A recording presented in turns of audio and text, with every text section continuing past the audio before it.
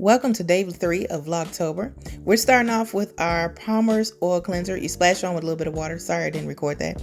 Then we follow that up with our clean and clear face mask. Now this one, I take my bath towel, I squirt a little bit on the towel, and then baby, we get to scrubbing because overnight you tend to sweat, those oils start coming up in your face, and nobody wants a shiny face. So we squirt a little bit on our face towel, and baby, we get to scrubbing. We get in there. Now it looks like I'm being really aggressive, but I'm not. My towel is really soft, and this product is pretty creamy, but I'm sure to get my eyebrows, my forehead, the cheeks, up under the chin. You'd be surprised how much dirt and oil is up under your chin. And also don't forget your neck. But you want to make sure you are doing a generous scrub with this product. It really refreshes your skin and gets you super clean. And this is a practice that I do twice. So I do the oil cleanser and then I follow up with twice of this. And then I got a little soap in my eye, y'all, because I had just rinsed my face. So we are just making sure that we got all the little excess water and stuff off, and yeah. Then I follow up with this, the Nair facial cream. Hey, don't be looking at my business now. All right, got to cover that up. But no, I take a small Q-tip and a little bit of the Nair facial cream. What I'm about to do with that, you wonder? Put it on this 1980s shadow of an auntie mustache. Now, it might be anti-age, but I do not want to bring back that little shadow of a mustache. Y'all remember that? You know you had some aunties that had that mustache. Don't trip. So I'm not ashamed of this because I'm cleaning my face off and making sure that I look good. But y'all up in my business though. Now we gotta hop in the shower, and I'm using this Vaseline body wash that I got from TJ Maxx. We do a double shower with 2 separate towels to make sure we're really clean. Then we lay out our black clothes, you know, all black for the stylist. And then that's me walking to my car with my gimpy foot, about to put my boot on.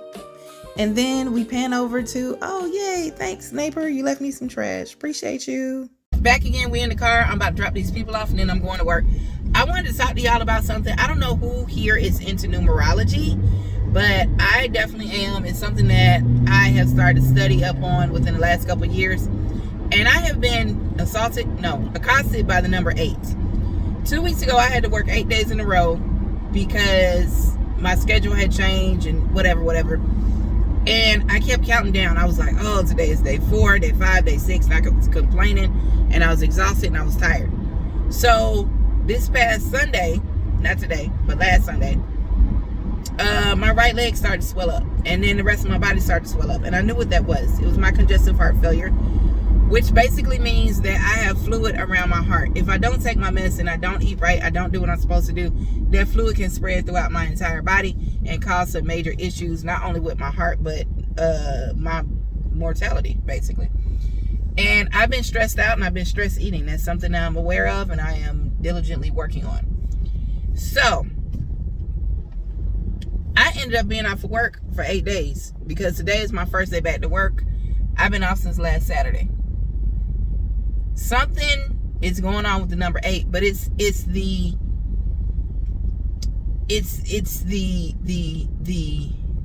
flip of that 8. On one side, I was working super hard and I was diligent about getting to work and doing what I need to do and grinding.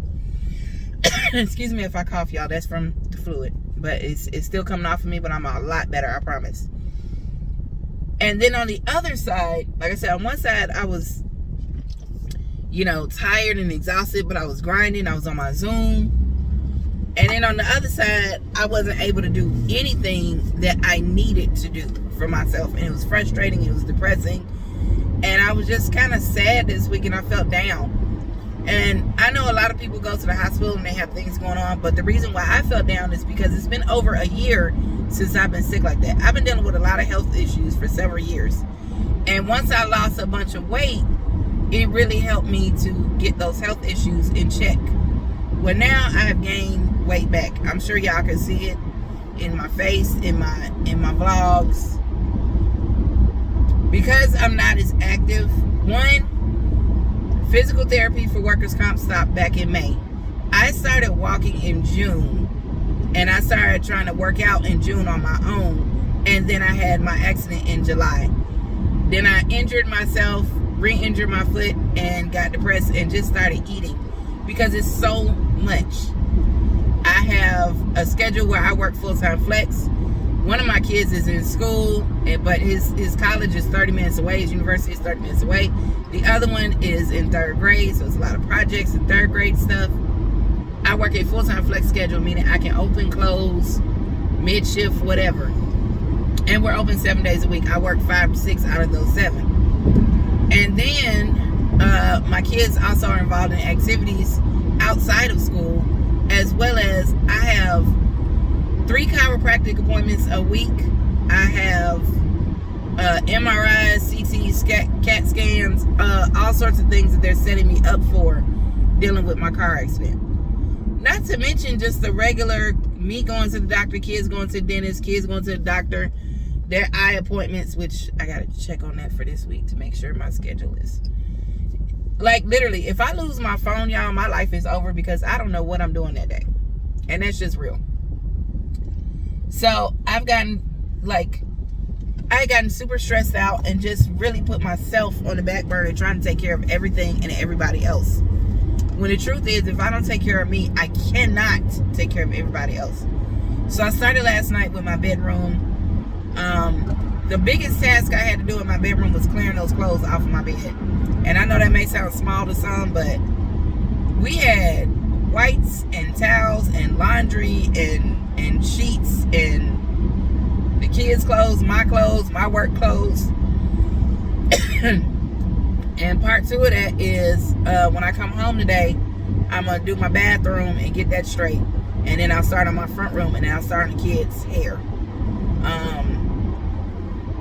But yeah, it's just a lot going on all at one time, and I let things go. But y'all tell me if you are into numerology. But I found out that the number 8 means balance, prosperity. What was the other one? Balance, prosperity, infinity. Yeah. So I'm focusing on the balance because for me, that's what I need. So maybe that's God telling me, hey girl, you need to get your balance back, get your mind right, and start doing things like you were. Because I will say, I was a whole lot happier, y'all, when I was smaller. And I'm not saying that you got to be small to be happy, but for me, I was healthier. It wasn't just about the way that I looked. That was part of it. But I liked the way I felt. I liked the fact that I could hop out of bed and I was excited about the day. And it's gotten to be, since I've had this accident, where I just kind of roll out of bed and I find myself going back to my old schedule and my old routines. And Father God, I do not want to go back to that person.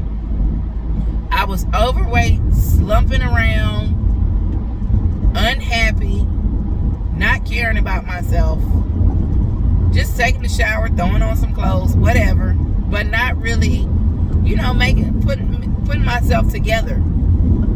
And then just letting things go by the wayside. And I worked really hard to find my peace and do better. And y'all, I was almost on the brink of losing it.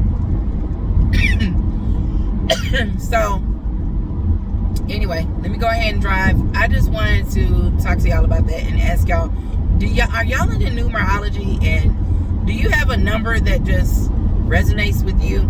I am always seeing 1111 on my phone. 111, 1111, and 222. Like literally in a week's time, I might see that 10 times, especially the 1111. I just